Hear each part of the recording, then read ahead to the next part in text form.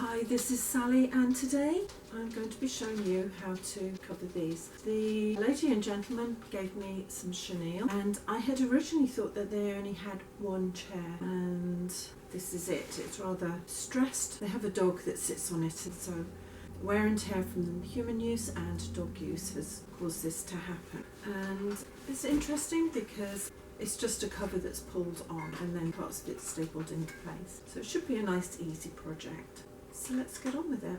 I am going to just take these staples out. There's only a few, and I'm going to make sure I know how they were put in.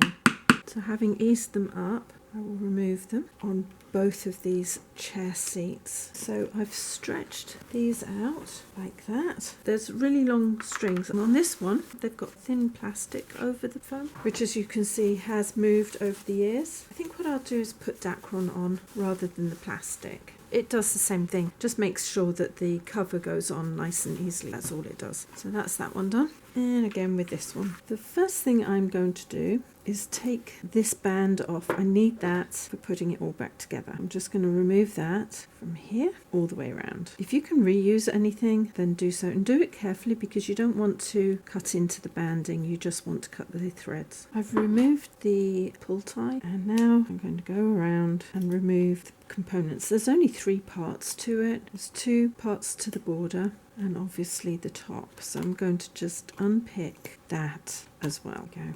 That's the top stitching, and then the actual stitching. I'm going to do it this way because there's usually clip marks to determine where everything goes. So if I undo the top stitching, I'll be able to put my own marks in if there aren't any. This shouldn't take too long. The first mark is actually here where it comes in, where that joins. That's a good one to start off with, and it doesn't look like they put any markings in at all. So I'm going to cut one there. Now that I've opened that seam up, I'm just going to cut round here and make sure that the seam allowance on the chair seat is the same as the seam allowance on the border, because I don't want to make a mistake. While I'm at it, I'm going to put a clip there because I noticed that they've got a clip on the back there. Open that up slightly and come down here. I'll take both sides out and make sure that they are how I think they should be, and if there is a difference, which there shouldn't be, I will even the difference out so I don't have to worry about it. If I put the 2 ends together there, make sure they're even,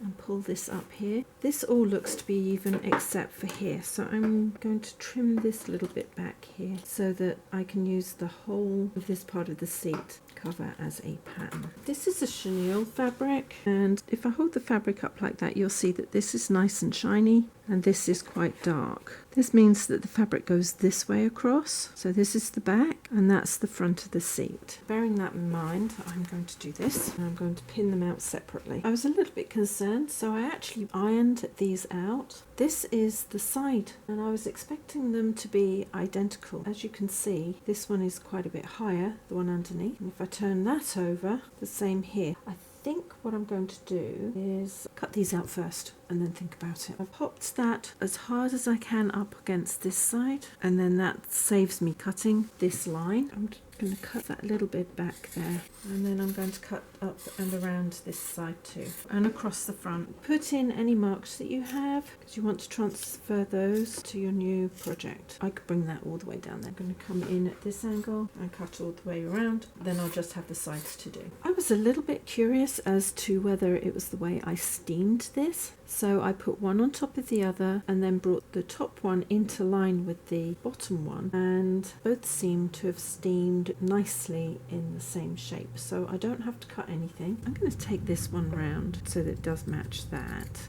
like that. I will put the marks in that I need, and then I've got 2 pieces that I can use together for the side. I just got to be careful where the top of this comes because I don't want to go in at a funny angle there.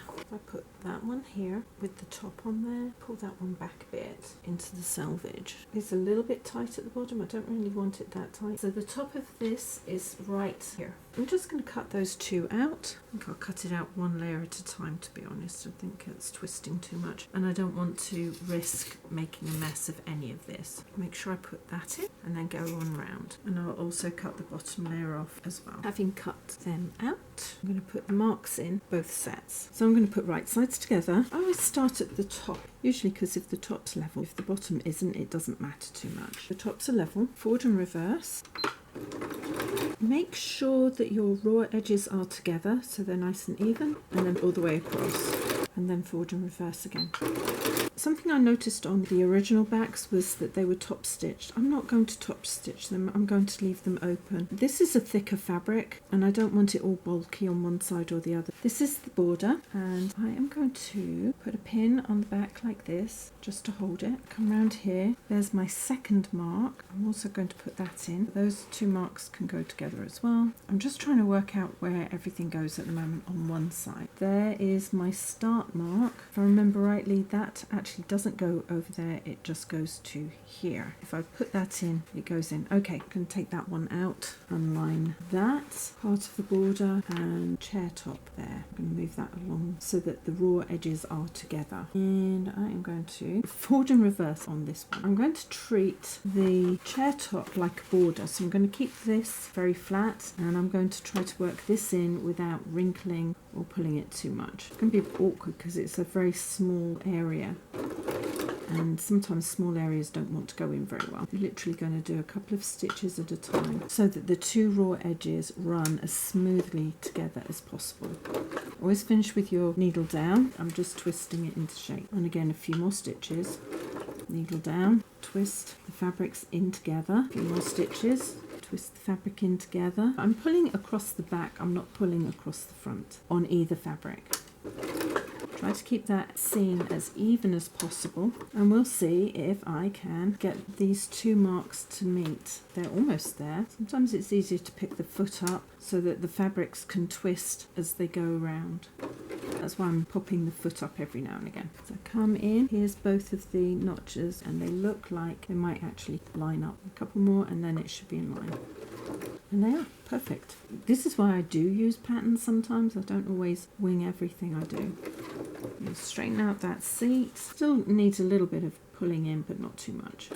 It would have been slightly better if I'd managed to get the sides on the right warp and weft thread and not move them, but it seems to be going in without twisting or pulling, so I'm really pleased. Keep the border on top straight. I think what I'm going to do is start on the other side and work the other way around. So there is my clip, which I'm going to put in line here with my 1/2 inch mark. I've lined the fabric up, and I'm just going to bring the raw edges together and sew on round the back. Sometimes you'll find this, if you've got different angles, you might have to do something one way, turn it up the other, and do it the other way from the other side. That out so I can maneuver everything better. Make sure that is even. The other thing is that the side actually comes in at an angle as well, so I'm fighting two angles at the same time. Make sure that is open like that. You can't see, but that's actually on the seam. Come in and then back out and round, and that should all come in here and into position. Now, if this won't pull in, I'm going to pull these stitches out to about here and ease the back in, which might be a better way of doing this, because this part of the side is still going up, so I'll undo those. Here's the clip on the border and the clip on the side. Hopefully that will just line up and be in position. There we go. Now I'll just bring it into the line where I unstitched some of the work. Should come in really well, and it does. Over stitches, stitches. I'm going to take this from this notch here so that I can get it all in. The side of the fabric is shaped, so it's easier to take it back to that notch and then work my way forward. Keeping the raw sides together, and I'll work my way into the notch where I started a short while ago to make sure that that all works out. I'm going to push the fabric a little way to the back. Now, it might mean that I have to reshape into there. I'll have a look in a minute. On the other hand, I might not. So my advice would be, don't go from the closer notch to the back, but go further along the chair top. There we go. So that's that. And then working forward with this curve on top should get this into place. Sometimes, especially with the domestic machine, you just have to work things both ways to get them to work. I'm just going to curve the top into place, bring that forward. And again, I will probably have to start and stop every now and again so that this will pull round and into place. There's quite a long length on a walking foot, so you really do have to be careful on how you do this. There we go. Then finish with a forward and back. Let's have a look how this goes. On the other seat cover, they had top stitching, so I'm actually going to top stitch this. So the side of this foot is going to be running along the fold of the fabric. Now, it's such a tight circle. If you've got something like this, you're going to have to be very careful when you're pulling it into place, because you need to keep pushing both parts of the seam underneath the foot, and then it wrinkles under there, but that's just how you have to do it. There's a lot of fabric going into there. The advantage of this chenille is it hides any imperfection with your stitch length.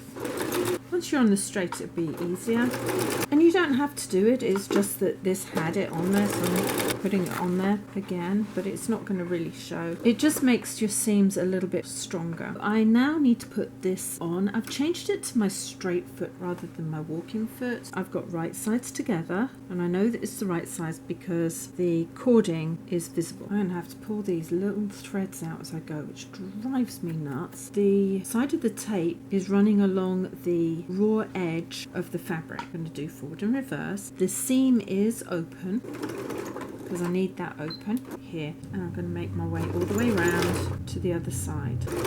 It's such a small seam allowance. That's because you don't need too much bulk under the chair. If you don't have access to a tape like this, I would actually use 1 to 2 inch curtain tape with the 2 strings that you can pull, and just pull it in tight. The other thing is, I've actually made some really pretty vanity stools out of office chairs, and have attached a long skirt to hide the mechanism underneath. I usually take it up about 1 inch from the floor. You'll find that this chair still moves around without getting caught up on the fabric. That's a nice way of reusing a office chair that you don't want to throw away. You can actually make the back and the cover all in one piece. Maybe I need to do a video on that. All I've done is I have sewn these in together, so when I pull them in I should have a nice finish there. So I've eased the cover over the front, and I'm going to bring it in behind here and then really pull it towards the back and into place. I think once I've tied the strings, it'll be exactly where it needs to be. I think that will work. Pulled in there and there. And I'm going to pull on the strings because those need to be tightened as well.